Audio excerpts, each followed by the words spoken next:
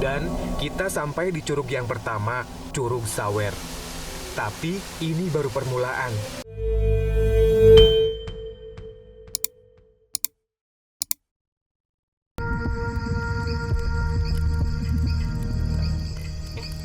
Kita daripada kita nganggur nih, kita bikin ini lucu kali ya, kayak vlog tur ke kemah-kemah kita sini.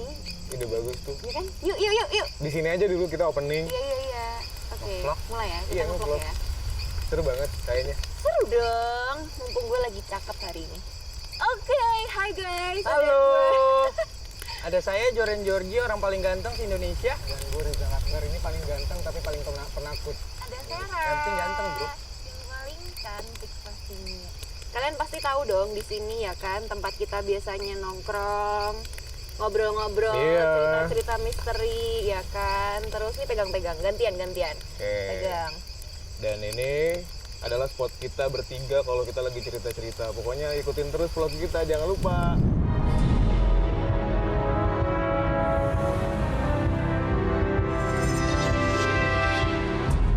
Perjalanan menuju curug ini seperti sebuah semedi karena jalanannya itu sepi banget. Di kanan dan kiri jalan ditemuin cuman pohon-pohon tinggi yang rimbun dan juga lebat. Dan suara yang menemani adalah suara tonggeret. Suara hasutan di siang hari kayak suara jangkrik gitu. Dan gak lupa ada juga suara burung bersahutan. Keren abis men.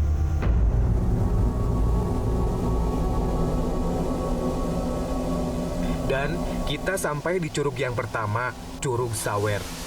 Tapi ini baru permulaan. Di atas curug ini terdapat curug utamanya yaitu Curug Seribu.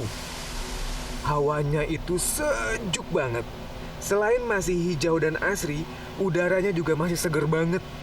Tapi jangan remehkan kewingitan curug yang satu ini.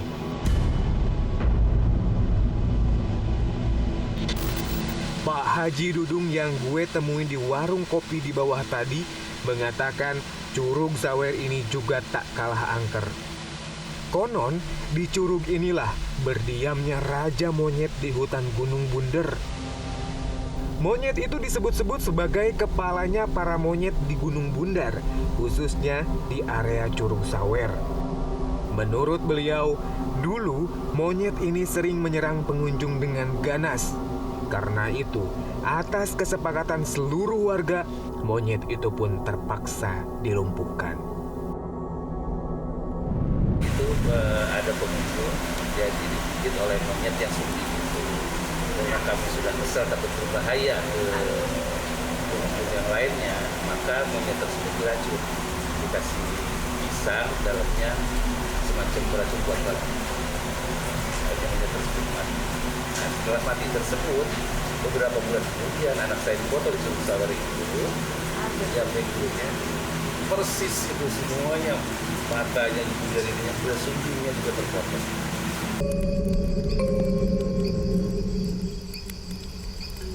Gue kan ke Pangrango tuh beberapa minggu yang lalu kan. Itu tuh seru banget sih men.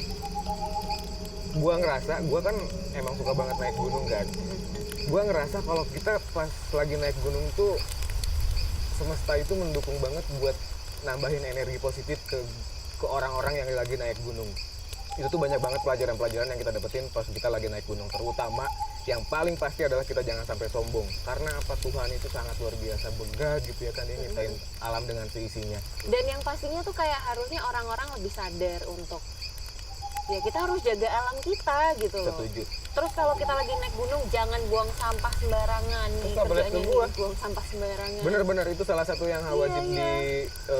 ditekuni dan juga wajib dipegang janjinya sama anak-anak gunung. Satu lagi Ini nih, cerita seru, tapi nggak ngajak. Iya. nanti gua Dan aja. pasti akan lebih cantik lagi kalau ada gue ya kan.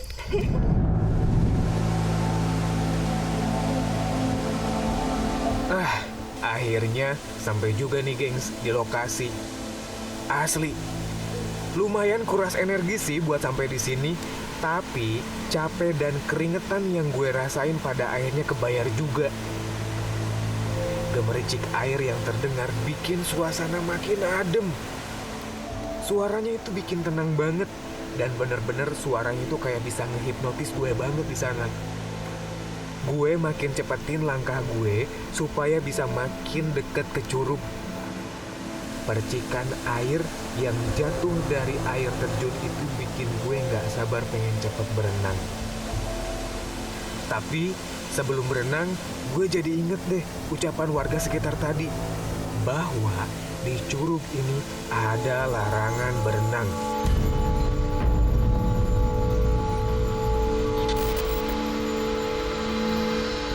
Lah, kenapa dilarang? Curug seindah ini, dengan air segar dari pegunungan langsung, pastinya ngedemin badan dan hati banget kan? Ternyata ada cerita mistis di balik larangan berenang itu. Selain arus curug yang sangat deras, sudah banyak pengunjung yang mengalami nasib tragis di sini. Waktu pertama kali terjadi kecelakaan di Curug Seribu waktu itu tahun 96, yang mana mahasiswa STP Sekolah Tinggi Pelayaran waktu itu berenang gaya dada di Curug Seribu, langsung gaya punggung, udah gaya punggung langsung ke bawah arus. Itu 5 hari 5 malam baru bisa diangkat. Dan mayatnya itu dalam keadaan masih segar, darah masih mengalir.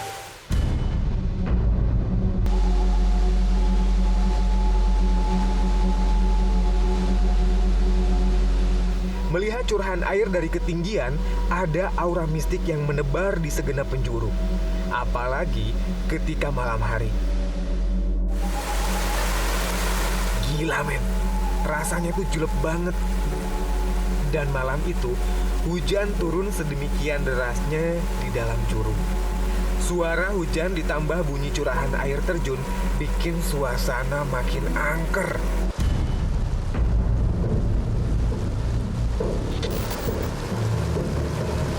Untungnya ada saung di curug ini. Tapi pikiran gue udah mulai ngelantur nih.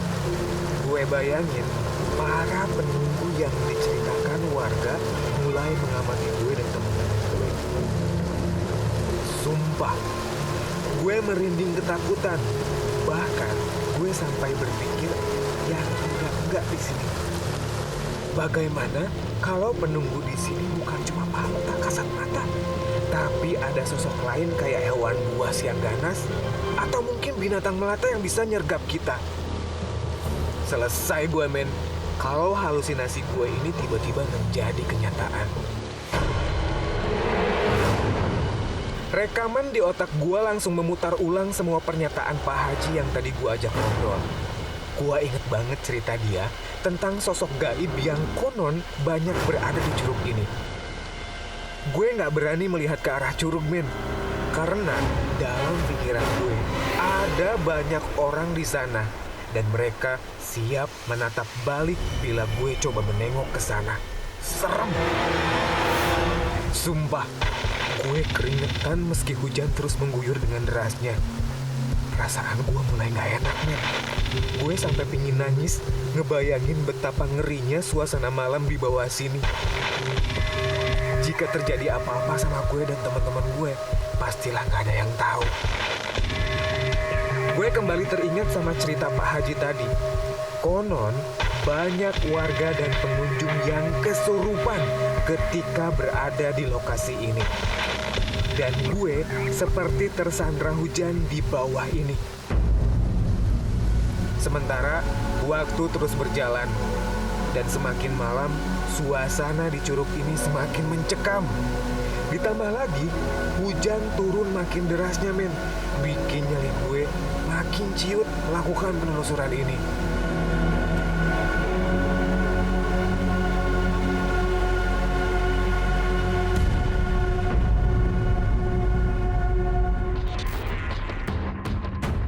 Sebuah setu di daerah Depok terkenal dengan kisah angkernya. Ini bukan hanya karena cerita warga sekitar, tapi juga pengakuan dari orang-orang yang pernah berkunjung ke setu ini. Semua cerita ini membuat gue penasaran dan ingin segera mencari tahu seangker apa sebenarnya setu ini. Setu yang akan kita kunjungin ini adalah Setu Rawakalong yang terletak di kawasan Cimanggis, Depok, Jawa Barat. Setu ini cukup terkenal di kalangan warga Depok yang memiliki hobi memancing dan menjadi tempat untuk refreshing bagi orang-orang yang ingin melepaskan diri dari penatnya kehidupan ibu kota. Apalagi Depok tidak terlalu jauh dari Jakarta. Ada kisah penampakan yang santer diceritakan oleh warga tentang sosok penunggu setu ini. Sosok ini katanya sering sekali menampakkan diri dan membuat orang-orang merinding ketakutan. Apalagi, sosok gaib yang tak biasa itu sering kali muncul di saat yang tak terduga. Soalnya begini ya, kalau makhluk kasat mata di sini nih, kalau seandainya ada yang tanya-tanya, dia selalu ingin tahu ada apa sih. Itu memang betul ada. Cuma hanya orang-orang tertentu aja yang istilahnya bisa melihat wujudnya, dan mungkin itu juga orang baru atau mungkin dia juga merasa nantang atau bagaimana, saya juga kurang tahu ya. Tapi emang itu ada.